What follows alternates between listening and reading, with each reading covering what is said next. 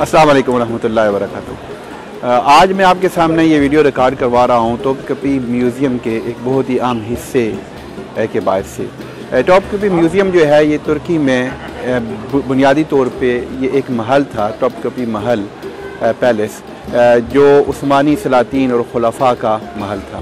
और खिलाफत उस्मानिया के इन्हितात के बाद, खिलाफत उस्मानिया के ख़त्म होने के बाद इस महल को एक म्यूज़ियम का दर्जा दे दिया गया। इस म्यूज़ियम का एक हिस्सा जिसके बाद अब मैं खड़ा हूँ, और ये वो हिस्सा है कि जहाँ पर हुज़ूर अलैहिस्सलाम, सहाबा किराम, अज़वाज मुतहरात, अहले बैत अतार से मुताल्लिक़ और मनसूब बहुत सारे तबरक़ात यहाँ मौजूद हैं।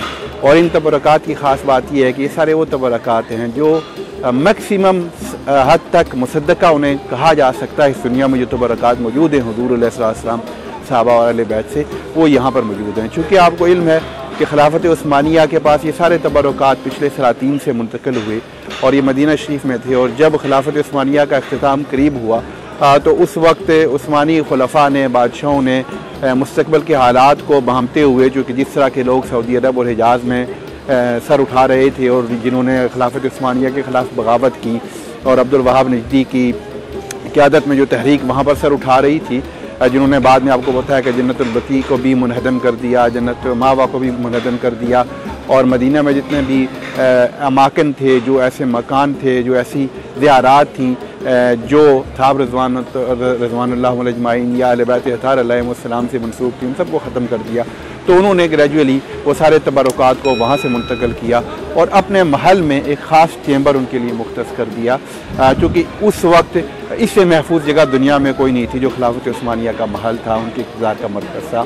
और खिलाफत उस्मानिया ख़त्म हो गई, उनका पूरे का पूरा महल जो है वो इस वक्त एक म्यूज़ियम की शक्ल इख्तियार कर चुका है, लेकिन ये तबरक़ात आज भी यहाँ पर मौजूद हैं। टॉपकापी म्यूज़ियम की अगर ऑफिशियल वेबसाइट पे आप जाएंगे तो आपको सारे तबरक़ात नज़र आएंगे, जहाँ हुज़ूर अलैहिस्सलाम के बाल मुबारक यहाँ पर हैं, यहाँ पर हुज़ूर की जो तलवारें हैं वो हैं, हज़रत अली की तलवार है, सैयदना अबू बकर, सैयदना उमर, सैयदना उस्मान, सैयदना अली, सैयदना खालिद बिन वलीद, सैयदना अम्मार, सैयदना जाफ़र तैयार, और बहुत सारे असहाबे किराम की यहाँ पर तलवारें मौजूद हैं। और इसके अलावा जिस प्याले में हुज़ूर पानी नोश फरमाया करते थे वो भी यहाँ पर मौजूद है। काबे की पुरानी कलीदें, चाबियाँ भी यहाँ पर मौजूद हैं। मिज़ाब रहमत भी यहाँ पर मौजूद है। हुज़ूर अलैहिस्सलाम का जुब्बा मुबारक भी यहाँ पर मौजूद है। इमाम हुसैन का जुब्बा मुबारक यहाँ मौजूद है।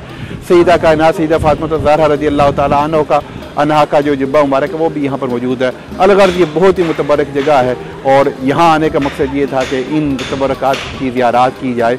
आप भी इन तबरक़ात की ज़ियारत ऑनलाइन मुख्तलिफ़ वेबसाइट से जाके कर सकते हैं। और ये खिलाफत उस्मानिया के जो सलातीन थे उनकी हुज़ूर अलैहिस्सलाम से मोहब्बत जो थी, और मोहब्बत रसूल जो थी, और जो अदब रसूल था वो, और जो सहाबा किराम और अहले बैत अतार के साथ उनकी जो मोहब्बत थी वो ख़ास तज़किरा करने के लायक है। जब आप इस पैलेस में जाते हैं तो जगह जगह आपको मुख्तलिफ़ जो नज़र आते हैं, यहाँ पर कतबे जहाँ लिखी हुई है, जो इबारतें लिखी हुई हैं, वहाँ पर आपको कुरानी आयात नज़र आती हैं, वहाँ पर हुज़ूर अलैहिस्सलाम का इस्म मुबारक नज़र आता है, वहाँ पर खुलफा राशिदीन और अम्मार के नाम नज़र आते हैं। और फिर उन्होंने हुज़ूर अलैहिस्सलाम की मोहब्बत में ही आपको इल्म है कि मस्जिद नबवी जो तामीर की, किस मोहब्बत के साथ उसका एहतमाम किया गया था, वो भी तारीख़ का एक सुनहरा एक बाब है। और इसी तरह उन्होंने उसी मोहब्बत की वजह से हुज़ूर अलैहिस्सलाम और आपके असहाब और आपके अहले बैत अतार से मनसूब जितने भी तबरक़ात हैं उनको यहाँ महफूज कर दिया।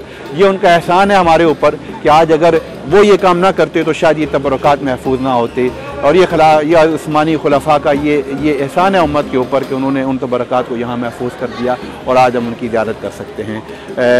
बहुत शुक्रिया। अस्सलाम वालेकुम व रहमतुल्लाहि व बरकातुहू।